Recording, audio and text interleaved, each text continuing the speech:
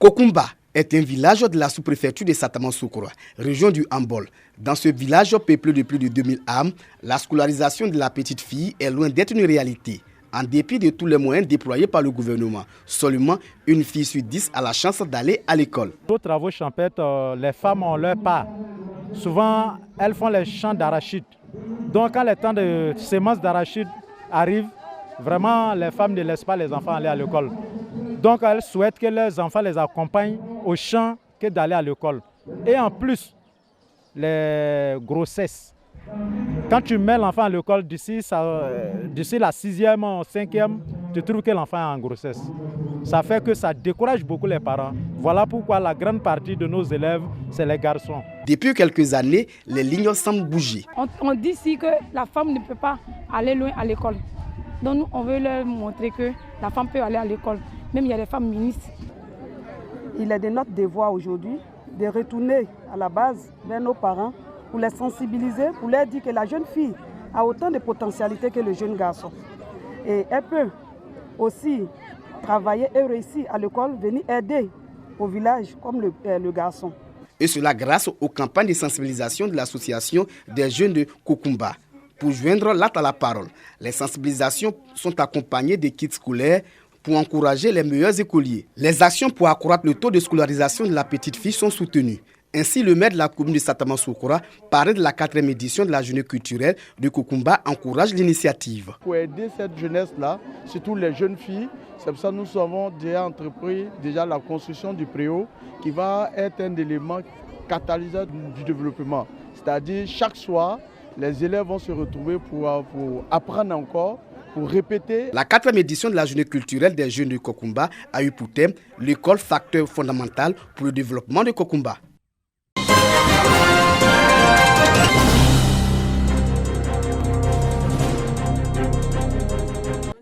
Stimuler l'esprit du travail bien fait, c'est l'objectif de la journée de l'excellence initiée depuis 2015 par l'ONG Gonyoa au profit des élèves de la région du Gor.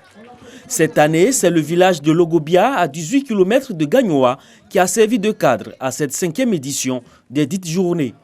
Une cérémonie au cours de laquelle 35 élèves, les plus méritants et qui font leur entrée en 6e, ont été récompensés. Ce sont les enfants de Gagnoa qui sont originaires soit de Gagnoa ou qui ont eu des intérêts parce qu'ils ont fréquenté les écoles de Gagnoa. C'est ceux-là qui se sont mis ensemble et qui ont décidé d'aider les jeunes frères. Donc nous appelons nos autorités à nous accompagner dans notre projet.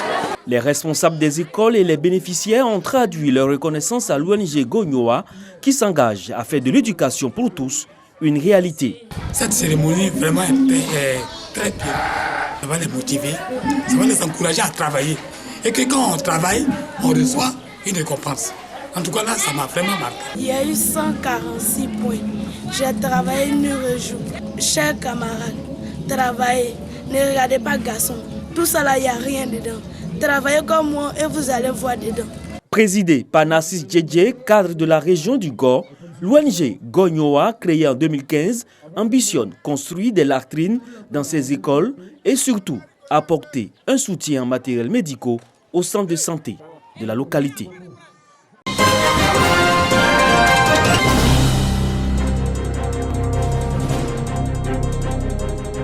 Électricité pour tous. C'est le programme gouvernemental qui favorise l'accès à l'électricité aux populations rurales et périurbaines. Ce programme gouvernemental épargne des frais aux bénéficiaires. À Bouaké, les voleurs du courant électrique se sont appropriés le processus du branchement dans les maisons. Ces arnaqueurs se font passer pour des agents de la CIE. Conséquence, des centaines de personnes victimes de leurs pratiques illicites. Le compte CIE prépayé, l'État a dit gratuit. Et nous constatons dans nos quartiers que les agents de CIE, en complicité avec certains responsables du quartier, qui viennent maintenant collecter l'argent des pauvres citoyens, viennent dans les ménages en leur disant que si vous ne payez pas 25 000, 30 000, vous n'allez pas avoir de compteur. C'est pour donc éclairer les populations de la région de Gbeke sur ce projet que les responsables du programme Électricité pour tous se sont rendus dans la commune de Bouaké. Ensemble avec les autorités locales, ils exhortent les populations à une franche collaboration afin d'arrêter les arnaqueurs et mettre fin à cette pratique illicite. Les populations doivent collaborer en dénonçant tout ce qui menace leur sécurité à ceux-là même qui sont chargés de l'assurer. C'est dit à la population qu'il peut y avoir donc des arnaqueurs qui vont passer au devant du programme et qui peut donc leur faire des extorsions de fonds. L'accès à l'électricité par le programme Électricité pour tous est 0 francs. L'opération Électricité pour tous a démarré dans la commune de Bouaké en 2015. Elle enregistre pour l'instant plus de 1000 bénéficiaires.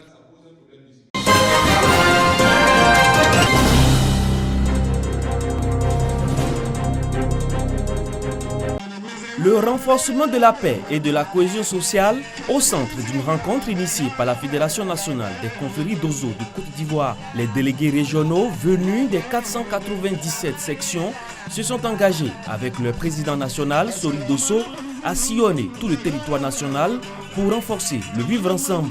Une caravane fut tenue par les rois, chefs traditionnels ainsi que l'UNESCO et le PNUD. Nous voulons demander aussi à les politiciens, au nom de la confrérie d'Ozo de Côte d'Ivoire, que de même pas la terre. Car l'élection, c'est une voie pacifique, institutionnelle, pour qu'on ait un président de la République dans un pays. Nous, confréries d'Ozo, résidents en Côte d'Ivoire et de la sous-région, nous disons non à la violence et ni la guerre. Je voulais vraiment demander d'urgence à mes chefs et des différents Dozobas où il se trouve, où il est, ici en Côte d'Ivoire ou bien dans la sous-région, de veiller à la paix. Au terme de cette rencontre, le président de la FENAGODOSI, Sori Dosso, a appelé ses membres à être également des acteurs de développement. Occasion pour les 923 membres de cette organisation de passer en revue les activités menées dans le domaine agricole, de l'élevage et de la médecine traditionnelle.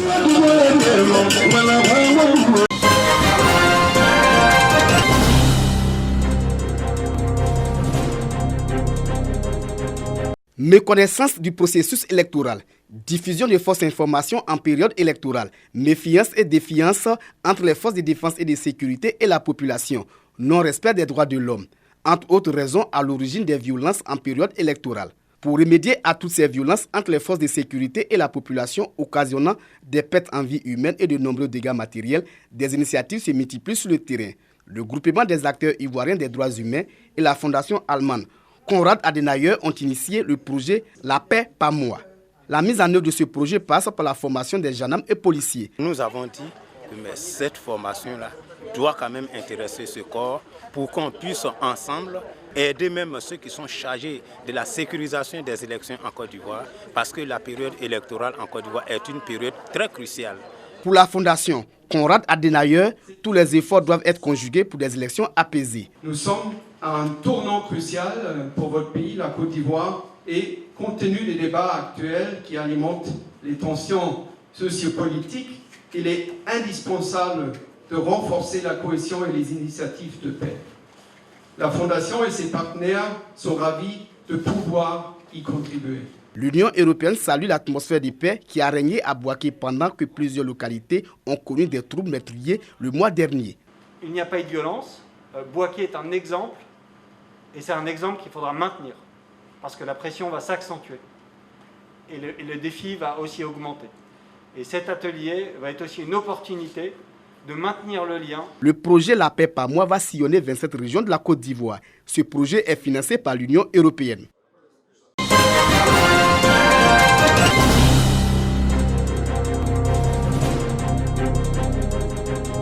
Des beignets, des gâteaux, du couscous, des crêpes, du déguet et du jus. Des mets obtenus à partir du mil, du sorgho et du fonio. Des céréales inconnues de nombreuses populations en Côte d'Ivoire. Pour sa culture et surtout sa consommation, l'Institut africain pour le développement économique et social, INADES Formation, a initié un projet depuis 2017. Projet d'accompagnement du repositionnement des vivres de souveraineté dans une dynamique de développement territorial pour une alimentation suffisante, saine et durable autour des filières fonio, mil et sorgho. Ces céréales font partie des habitudes alimentaires des populations, mais qui, pour diverses raisons, ont été abandonnées. Et INADES Formation a jugé pertinent de travailler à repositionner ces vivres, à relancer leur production, leur commercialisation et leur consommation au niveau local et national. En vue de la vulgarisation de la consommation de ces céréales, des restauratrices sont formées sur la confection des différents mets. Ces restauratrices se disent prêtes à proposer ces mets à leurs clients. Le fonio, le mil et le sorgho contiennent des grandes valeurs nutritives et thérapeutiques. Les jus qu'on a fait, bon, moi j'ai pris sans sucre et ça m'a fait du bien. Avant je faisais, mais maintenant, je vais bien même et puis proposer à mes clients que ça fait partie de la santé. Je sais aussi que ça peut aider des personnes malades du diabète, du cancer, d'estomac, d'ulcère. Donc maintenant, je peux mettre ça dans mes mets pour pouvoir aider ces personnes-là. Les invités à la cérémonie de dégustation ont apprécié les mets. Les régions du Béké, du Tchologo et de la Bagoué sont les localités choisies par Inades Formation pour la production du fonio, du mil et du sorgho.